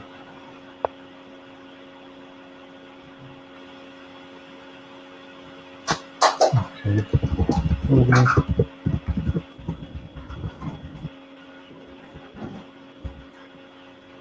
Okay, so hard to tell if that was just a mistake on Cinnamon's part or a pawn sacrifice, and the structure he's aiming for here. And this looks devastating. Now the pawn on a3 has fallen, and Cinnamon could have immediate Mindhunter have immediate penetration here. Queen c7, a7, bishop x g2, and so that queen here, can't bring the bishop back necessarily because then you have a5, and maybe you could even allow that, and or you could just take the pawn b2. So this almost looks like GG, although it was remotely possible that he thinks that he could have some sort of advanced pawn outlet, but he looks thinned out in the center, so this looks GG. He could probably just bring the bishop back, but if he wants to guarantee he could sacrifice the bishop, both of them are probably winning. So he brings the bishop back, and so he probably has to push pawn here, and then he'll just take it with the rook, and then this pawn will hang, and then these pawns will fall. So Cinnamon blunders the relatively. Like Mindhunter probably just was confused if it was some sort of mistake. So then just GG. Not even defending the bishop. So just leaving the bishop there. Takes it. He's not going to be able to penetrate on the king side, so just castles should be sufficient. So I don't see, there's still remote possibilities, but these pawns are crumbling from every angle. So I'm going to take here and then take probably has to take the bishop now, but if he takes the bishop even, and have we'll win the f3 pawn, and so continues to leave the bishop on free. If he takes the bishop, it's it can be GG. He pushes the pawn, so he's taking that, and the bishop, queen, taking the pawn on e5 should be sufficient. So Cinnamon cracks there. Had definitely should have had something better there. and didn't find it. So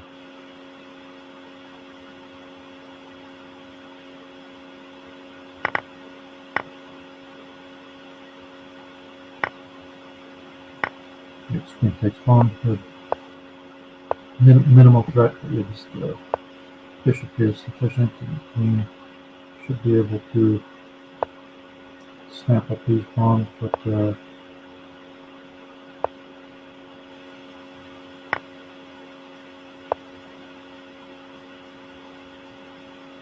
so can he get away with playing queen takes pawn? Maybe not. So queen back.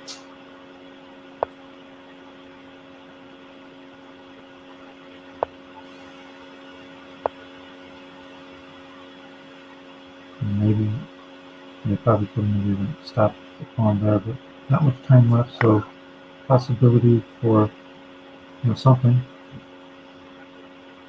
Oh, Mindhunter falls on time. And, crazy. And,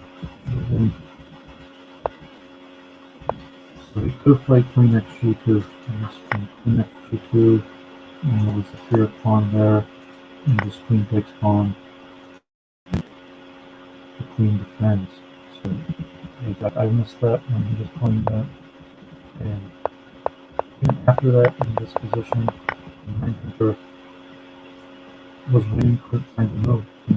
Anything was sufficient, and he couldn't find a move, and goes down. Wow. That would have been a clutch win. Saying like Mindhunter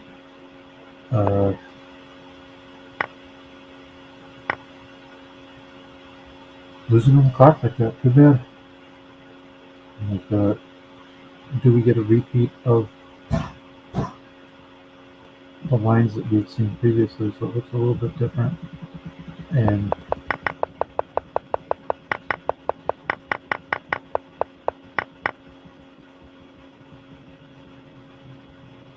slightly different variation. Too bad. It would have been close if Mindhunter had an easy win there. He missed it, and so here Sinamon has the A-file penetration.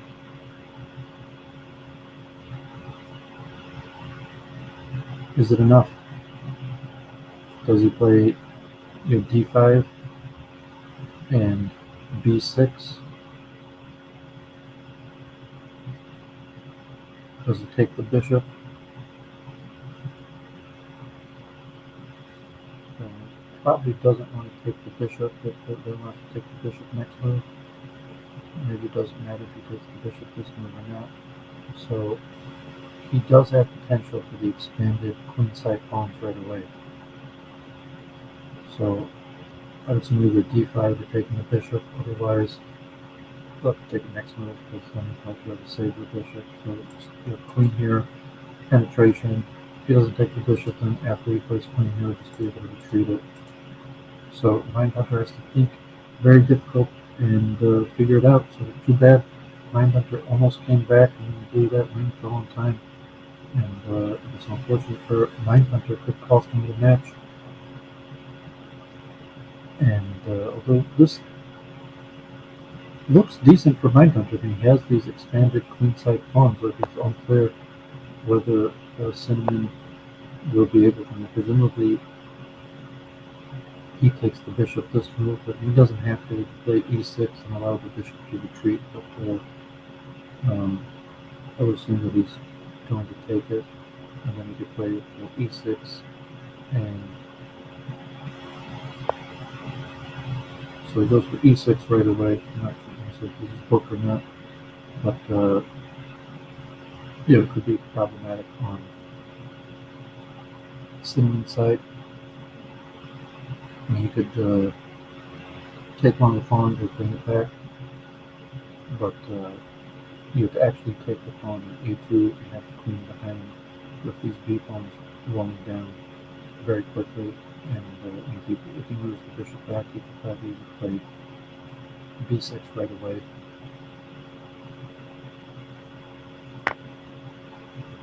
takes it. Does he take with the E pawn or the B pawn? It's conceivable that taking with the D pawn is the superior move. Mindhunter does not want to lose on time again. So he takes with the D pawn, and it's likely that this pawn here, pawn there. So we get the take, and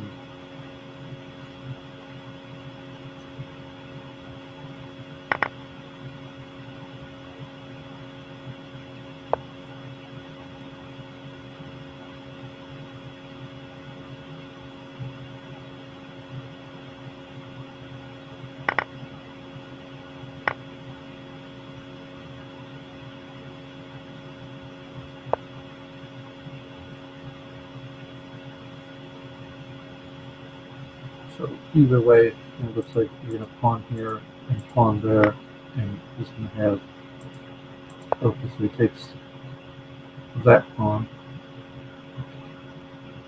allowing this pawn to hang. And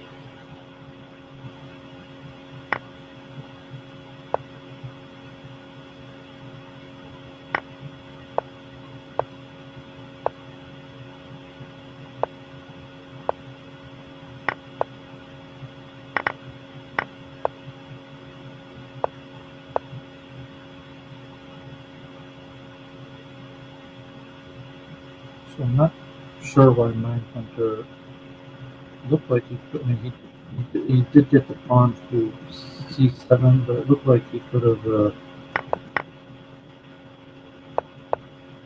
went for pawn here and pawn there. So why he went for this version seems unclear. It's definitely worse. And this pawn here is weaker. So it definitely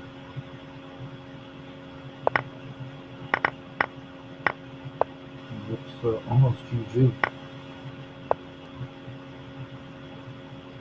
King takes pawn, and pawn there. So it looks like Sinamon will be the winner of this match. But Mindhunter had his chances. He had, he really blew that last one in time. And then here, he was kind of getting down pretty low, and it looks like GG.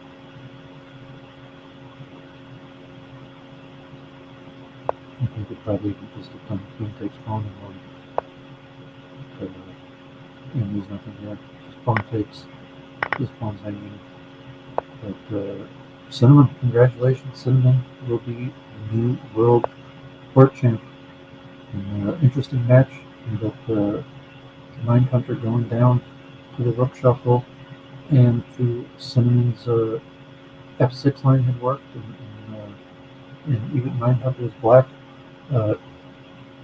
So props to Sinamon. Gets the victory, becomes the new champion. So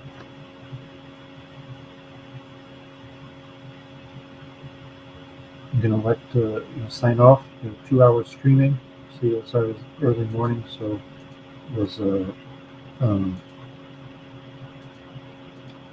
I thought I'd maybe try to stream it, but it was kind of early in the morning, and so we got the chat. So another strong Horde player tuned in. So yeah, I think it isn't have too many live viewers, but my stream from last year, one of my more popular videos, and there's really not that much on Horde. I think actually I'm the strongest Horde player that streams commentary, unless maybe like in Russian, one of those people streaming, but I don't think so. I don't think there's any strong Horde player that streams commentaries. That Sinamon streamed a handful of things, but not really commentary. He just kind of live streamed what he was playing and a little bit of banter talking to the people who were watching. So props to Sinamon. I'm going to sign off. I'm going to start my day. Maybe I'll be back. Church of Entropy, welcome. So I'm going to start my day, and still in the shower yet. It's 10 in the morning here. So, blessings, thanks for tuning in. Good job, Cinnamon, new champion. Mindhunter, put up a good match, but Cinnamon's prep was too much. And as I said, it's kind of diminishing returns. Like, just a kid's game at the end of the day, or however you want to look at it. So Mindhunter, the diminishing returns that he worked really hard to become champion last year, um, but it wasn't worth his time in his own calculation to work really hard to maintain being champion. And it could be like that next year too. That Cinnamon, it might be diminishing returns, that a new contender will rise up, and Cinnamon will not want to do the work like Old Hasbin was mentioning when he was a top CH player. He was playing 4 hours a day. So maybe I'll do some more videos on chunking theory and chess and the various studies and reasoning behind it. But you could assume that like to task or something, they're putting in probably the 10,000 hour rule uh, largely holds true. That Cinnamon has probably, you can see Cinnamon has played 23,000 games, probably much more. So probably the 10,000 hour rule holds relatively true. So it's not like a transfer, like a grandmaster, someone would be able to come in and beat Cinnamon, even though Cinnamon is, barely an expert at regular chess play. But if he's put in thousands of hours into playing Horde, that someone else would have to put that amount of time in to get ahead of him, just like to task. And just so it's probably the 10,000 hour rule, that he didn't put 10,000 hours into regular chess, and he's only a strong master. He's probably put thousands of hours into regular chess, but has put 10,000 hours into Crazy House, or some variants in general. In terms of the variants, there's probably not that many people who put that much time in. So any of the variants are putting thousands of hours in. So even Racing Kings, I've probably only put hundreds of hours in. I've been playing Racing Kings for quite a while now, and still probably only put hundreds of hours into the game. Horde, maybe I don't know if God forbid I put over 1,000 hours into Horde. Probably not. I probably wouldn't even put over 1,000 hours into Horde. But Sinamon is definitely putting thousands of hours into Horde. Maybe, so we'll see if he keeps with it or if the returns are diminishing. But thanks for tuning in, and have a good day. Congratulations again, Cinnamon, and Manhunt. Good effort and blessings.